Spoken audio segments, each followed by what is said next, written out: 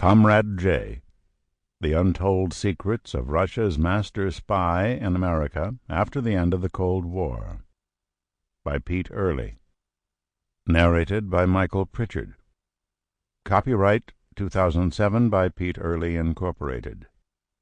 This unabridged audiobook is published by arrangement with Pete Earley and the Trident Media Group, and was produced in the year 2008 by Tantor Media, Incorporated, which holds the copyright thereto.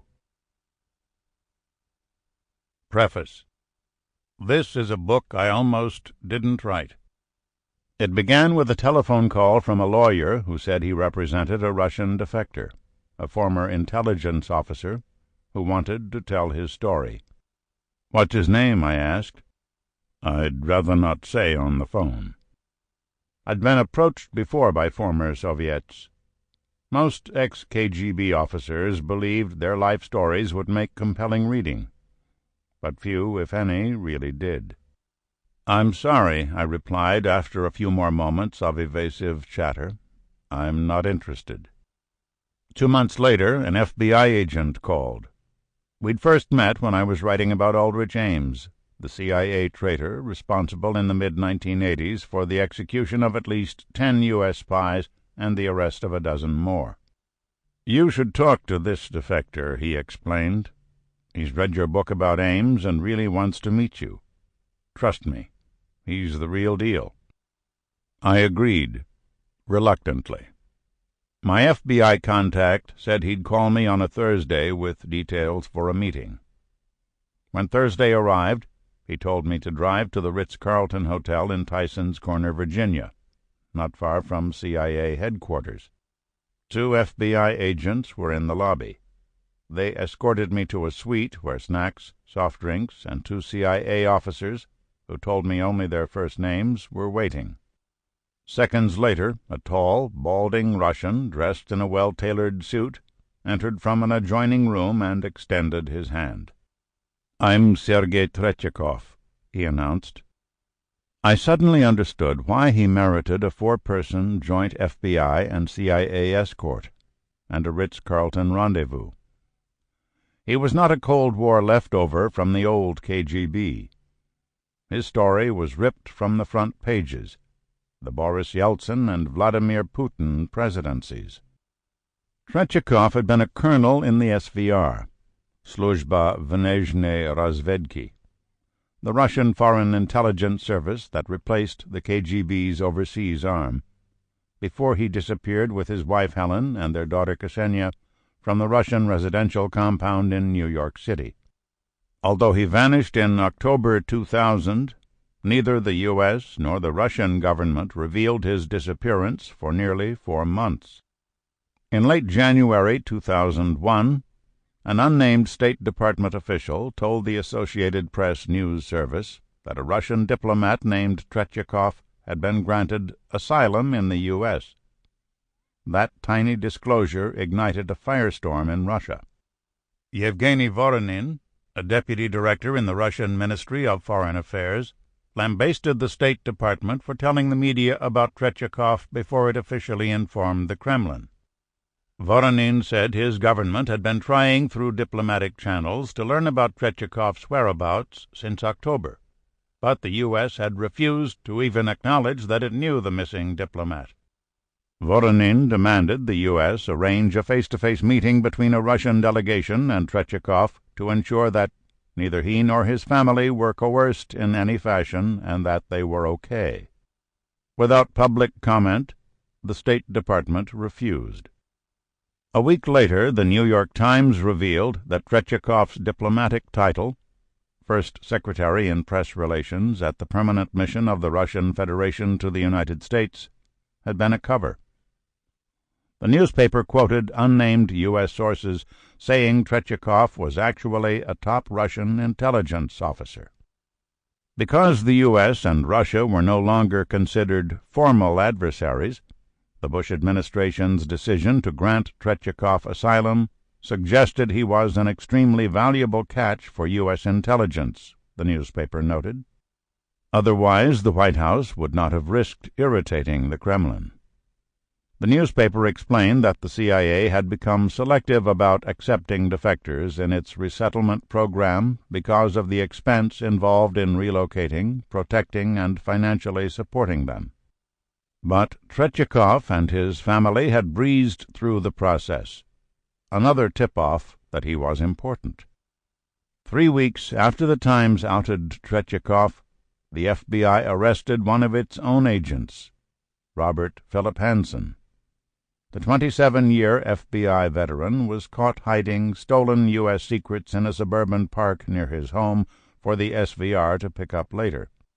The Washington Post and other newspapers speculated that Tretyakov had told the FBI about Hansen. But when then FBI Director Louis J. Free was asked at a press conference about Tretyakov, the director refused to answer any questions about the mysterious defector. From that moment forward, Tretyakov went off the grid. Neither the FBI nor the CIA would answer questions about him or discuss his whereabouts. In Washington, a city infamous for leaks, there were no disclosures in shadowy parking garages by deep-throat sources. Tretyakov remained hidden, and the motive behind his defection and what he had done to merit asylum remained a top secret. Now Tretyakov and I were shaking hands in a glitzy hotel suite.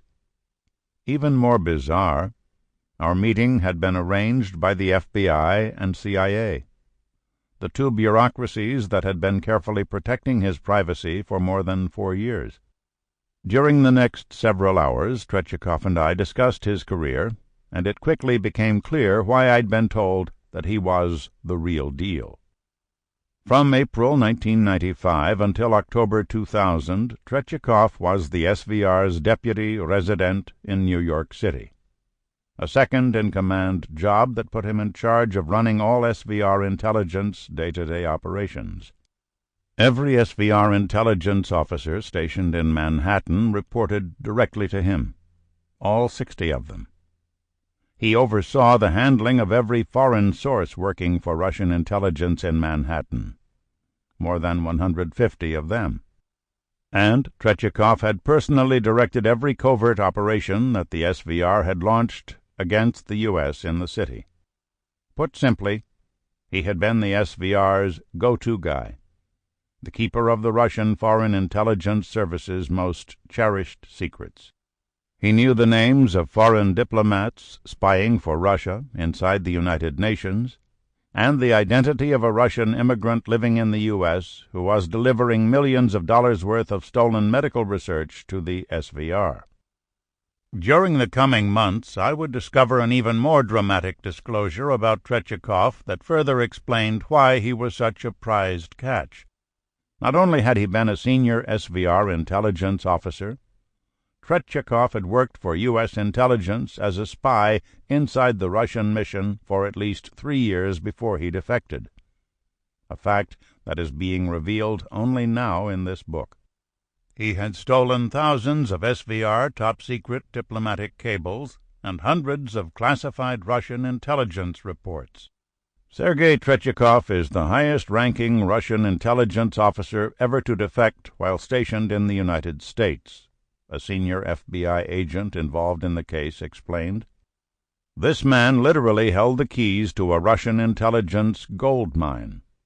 What makes his story even more incredible is that he used those keys to unlock its doors and go into the mine every day to bring us nuggets. This book is an exposé. It reveals many of the Russian secrets that Tretyakov has disclosed to U.S. intelligence. In these pages, Tretyakov identifies UN diplomats who he claims spied for Russia during his stint as deputy resident. One of his more dramatic accusations is that Eldar Kuliev, a popular and well-known permanent representative to the UN from Azerbaijan in the 1990s, was secretly a deep-cover SVR intelligence officer.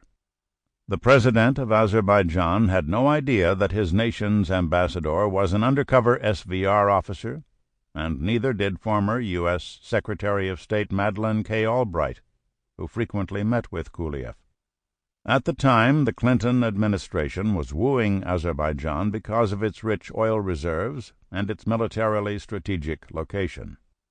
As a trusted confidant, Kuliyev participated in sensitive meetings with Albright without the White House or his own government knowing he was reporting every conversation back to Moscow. In addition to accusing Ambassador Kuliyev, Tretyakov identifies two other UN representatives as SVR spies. One still represents his government at the UN. The other currently serves as an ambassador to China. Tretyakov also claims that several UN diplomats who work for countries that are U.S. allies and members of NATO are secretly Russian spies. He identifies them in these pages. But perhaps the most shocking disclosure that Tretyakov makes in this book is that the Russian Foreign Intelligence Service successfully embedded one of its deep cover officers inside the $64 billion oil-for-food program administered by the UN before Iraqi President Saddam Hussein was toppled. This Russian operative, working under the guise of being a diplomat, became a pivotal player in the UN humanitarian aid program and was able to use that position to help Russia steal millions of dollars that were supposed to be spent to help starving Iraqi women and children. Investigations by the UN and by U.S. congressional committees already have revealed that nearly $500 million was diverted from the corrupt UN program into Russia. But Tretyakov's revelations, for the first time, provide a smoking gun that ties the SVR and the Kremlin directly to the UN thefts. He explains how Russian intelligence circumvented the UN's checks and balances system, and he reveals that when Russian President Vladimir Putin was told about the looting, rather than stopping it, he rewarded the deep cover SVR officer for his larceny by giving him one of Russia's highest medals. In yet another troubling disclosure, Tretyakov claims Russian intelligence targeted President Clinton's Deputy Secretary of State, Strobe Talbott, and ran a carefully calculated campaign designed to manipulate him. Talbott was the architect of U.S. policy toward Russia and its former republics during a crucial 7-year period after the Soviet Union breakup. According to Tretyakov, the SVR used Russia's then Deputy Minister of Foreign Affairs, Georgy Mamedov, to deceive and manipulate Talbott, in part by massaging his ego. Unbeknownst to Talbott, his Russian contact was a long-time co-optee, which meant Mamedov often did the bidding of Russian intelligence, Tretyakov said. In return, it helped promote Mamedov's diplomatic career. There was no reason for Talbott to suspect that Mamedov was acting as an SVR conduit.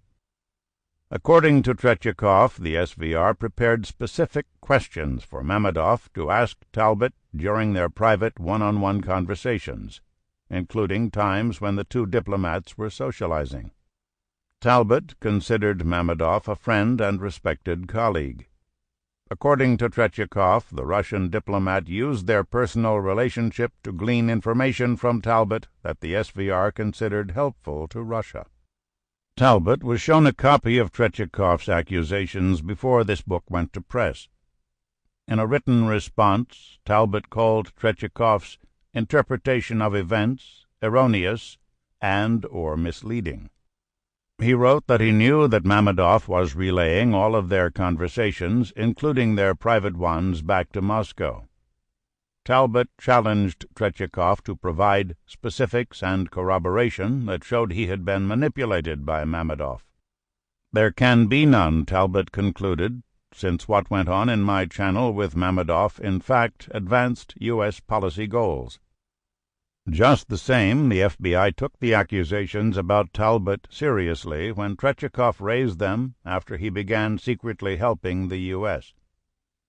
In 1999, FBI officials asked Secretary Albright not to share information with Talbott about an ongoing espionage investigation at the State Department because its agents were afraid he might inadvertently tip off the SVR through Mamedov, according to private and published sources. Trenchikov said the SVR considered Mammadov's handling of Talbot so clever that Russian intelligence... Sample complete. Ready to continue?